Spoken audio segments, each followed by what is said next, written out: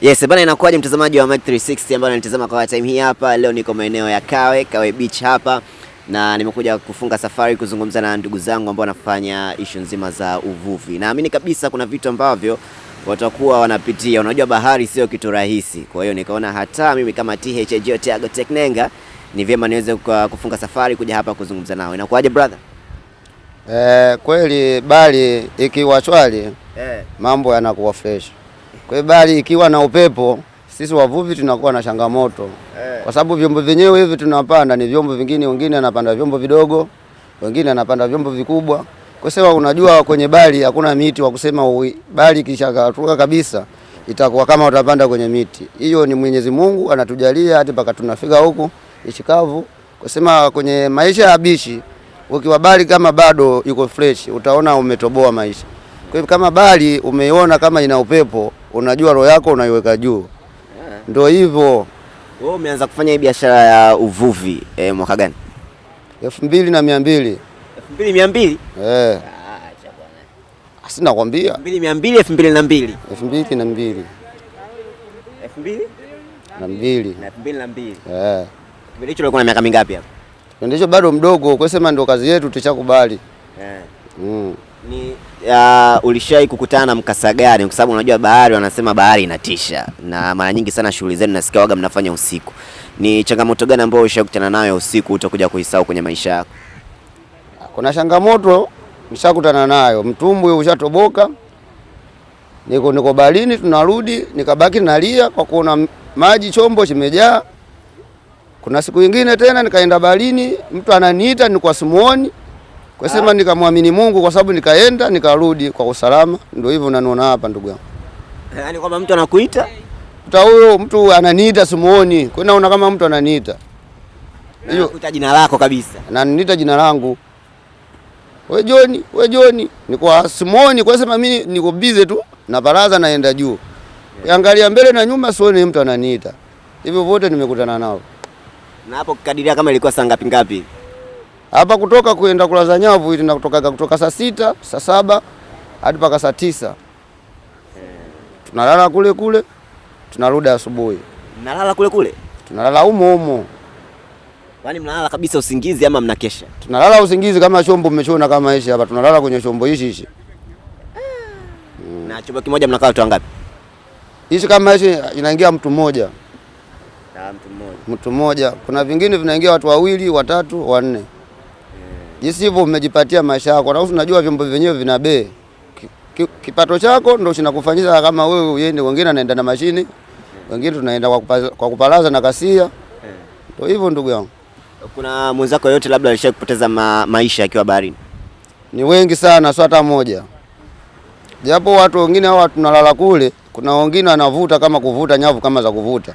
Mtu anamwashia kamba wala anaenda kutia nyavu kutoka kule mtu amuone. Wengi sana tumewazika hapa Kawe. Na hiyo unajua kwa mfano ingekuwa ndo mimi nimeona mwenzangu amefariki baharini, sidhani kama kesho yake ningerudi. Ndugu yangu John, hiyo nguvu unaipata wapi japokuwa tunajua ndio utafutaji? Kwenye utafutaji baba, nikwambie samani kwa hilo. Uwezo kategemea, uweza kuwa dereva mzio akagongwa na gari akafa, alafu ukawa mzima, alafu kesho utashindwa kupanda gari? Lazima upande.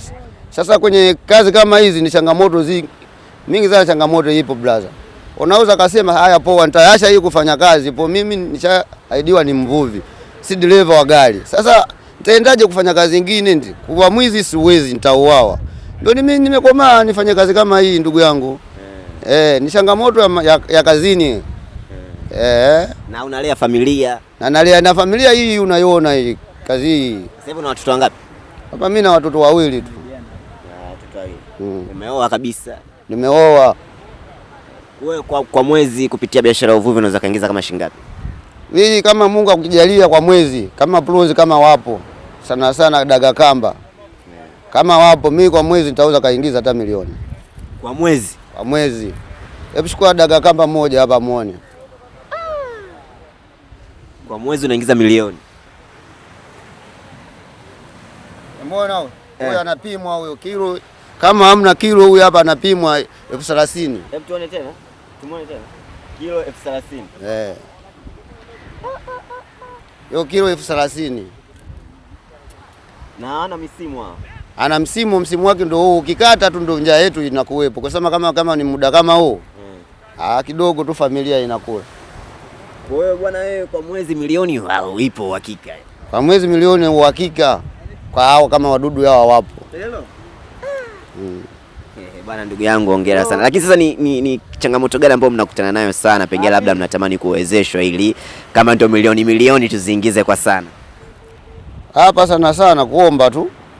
Kama kungekuwepo kama mkopo ipo, kuna kufanya kama vingine kama mashini sana ndio uhakika wa uvuvi, kwa sababu ukiwa kama na faiba kama ile unazoona wako nyeupe huko juu, una uhakika wa kufanya kazi kwa moyo wote. Kwa hiyo ukiwa na mtumbu kama una upepo unaenda na wasiwasi baharini, kwa sababu bahari si unajua bahari hakuna miti. Ndio hivyo ndugu yangu. Lakini vipi kuhusiana na kushambuliwa na wanyama wakali labda? Baharini sio kuna papa, afu tunaamini papa pia ni sio mtu mzuri yani. Papa kweli wapo. Wapo sana papa. Sometimes unaweza ukalala kwenye mtumbu kasikia pap. Kitu kinalia. Unaweza ukakula wimbi tu limepita tu. Ukajua hapa tuchakutana na wenyewe amepita. Na wote tunaomba Mwenyezi Mungu, kwa sababu sometimes unakutana nao. Analia kama wimbi hivi. Kwa sababu kwenye wimbi umfanyeje? Umuoni. Na ukimwona wewe mwenyewe kwanza unakuwa na nini? Na choku.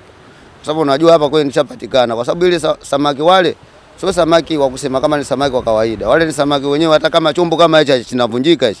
Kinavunjika? Hichi chombo unachoona nimekaa hapa mimi hicho. Anachibinua hicho. Chombo chenyewe kidogo na samaki yule. Unaona? Ndio hivyo ndugu yangu. Na yule hivi watu wanamvua yule. Mimi jinsi hivi nimeanza kwenda baharini sijawahi kumuona mtu anamvua yule samaki. Sijawahi kuona hata siku moja. Na mimi namuona kwenye TV papa na kusikia kama wimbi limepita hivi na sasa anaonekana ni papa yule. Ndio basi tu maanisha yake. Ni kusema kama amevua pale mtu. Sijawahi kumuona. Na vipi kuhusiana kupotea baharini? Ushakupotea? Maana wanaotumia meli tunajua kuna vyombo vya kisasa ambavyo wanatumia katika direction ile. Kwa upande wenu vipi? Ushakupotea? Kupotea kupo. Kwa sababu kama kuna upepo, unaweza kama upepo wa kusi unakupeleka juu. Na ukikupeleka juu, kama wewe mwenyewe una akili ya kusema kama mimi hapa nitie nanga, unaenda hadi paka unaenda sehemu sometimes anakukuta Bagamoyo, kama hapa kao anakuta Bagamoyo. Sometimes sidhani kama Mungu kakupenda. Kama Mungu hajakupenda zaidi ndio utasikia msiba. Kafia wapi huyu katokea Bagamoyo. Hii haya yote machangamoto tunayapata baba. Wewe ushakupotea? Mimi sijawahi kupotea. Kwa sababu mimi nishawahi kutobolewa mtumbu na nikajua siku hiyo ndio siku yangu ya maisha kufanyaje? Kupoteza. Kwa sababu kulikuwepo upepo, alafu mtumbu katoboka. Sasa mtumbu ndio nyumba. Kama nyumba inabomoka maana kuna chakulala usingizi? Hapana. Sasa nyumba yangu hiyo ndio ilibomoka na mimi nikalia sana kama mtoto mdogo. Nikajua maisha yangu ni kupoteza. Sasa ilikuwaje mpaka ukapona, yani mpaka leo upo hai? Mimi nikatumia akili ya busara. Nikawa na nguo yangu, mtumbu katoboka, mimi nikaweka nguo yangu, nikavua, nikashindilia. Ndio nikaja na maji yake hadi baada nikafika hapa, nikachukua mashine nikaenda kufuata nyavu. Ndio huo hamna mtu akupa msaada. Msaada anaogopa, upepo ulikuwa mkali sana. Sasa unaona upepo mkali, mtumbu hadi paka unatoboka, mzio nani atakupa msaada? Hapo ni kujitumia tu na uoga uache. Kwa sababu ukienda sehemu kama zile ukiwa popote uoga, ukiwa muoga hautoboi. Ndio hivyo ndugu yangu. Wewe na mtoto wa kiume? Wa kiume. Unatamani siku moja aje kufanya kazi ya uvuvi? Mimi mtoto wangu sitaki nitamani afanye kazi ya uvuvi. Kwa sababu changamoto napitia mimi baba yake, yeye ninajua hataweza. Si utafutaji. Ni utafutaji pia, sikatae. Kama yeye atasema atalisi mambo ya baba, atafanya. Siwezi kumkataza. Kwa sababu mimi natamani kazi hii asifanye kwa sababu mimi naiona changamoto. Kwa sababu mimi naingia kule, mimi sijaloa nguo. Nikitoka kule hakuna sehemu yote mimi sijapata kulowana. Sehemu yote ninalowana na nikitoka kule natamani ninywe chai kama siku ya upepo kama hivyo unaiona. Sasa ndugu yangu hapo, mtoto wangu akiwa huko, itakuwa changamoto zaidi. Ndio namtamani Mungu, Mwenyezi Mungu mtoto wangu asome. Tupambanishi naye pambane na maisha mengine. Ndio hivyo. Hivi kwa nini hamvuagi mchana, mnavua usiku? Mchana kunavulika. Kusema kunategemea. Kama sasa hivi hapa unaona upepo, mtu aweza kavua. Kuna baadhi wengine anavua mchana. Kusema kwa upepo huu kuvua itakuwa avue. Kwa kuvulika mchana kunavulika kaka. Umeniambia kamba sasa hivi ndo msimu wake. Samaki gani wengine ambao wanauzika sana na wanawapatia maokoto ya kutosha kwa msimu huu? Samaki. Samaki vibua vipo. Kuna tasi wapo. Kwa hivi ndugu yangu. Bwana ndugu yangu John, umenipa dakika 10 zenye maarifa mengi. Sema ukiwa wewe unaonekana mteta sana, nilikwambia tangia mwanzo ukiwa muoga huku hii kazi uifanyi. Hii kazi ukiwa muoga uifanyi. Kwa sababu si unaona changamoto, watu wametoka baharini hadi mpaka sasa hivi tupo kwenye jua. Sasa wewe ukitoka kazini sasa hivi umechakaa kwenye nini kivuli? Unaona, uchakaa kwenye kivuli, si maisha yako mazuri. Sasa mimi maisha yangu nishajua ni changamoto. Inabidi hivi na mimi nipambane kuti familia ifanyeje? Ile. Ndio hivyo kaka. Kwa upande wenu kuna vitu waga mnatumia ambavyo vinawapa ujasiri wa kuingia baharini usiku au uwe na roho yako tu? Ni roho yako tu, kwa sababu ulevi kwenye maji na ulevi tofauti ndugu yangu. Uwezi kakaa kwenye maji na ulevi. Vitu tofauti. Bana, asante sana ndugu yangu. Haya, poa sana.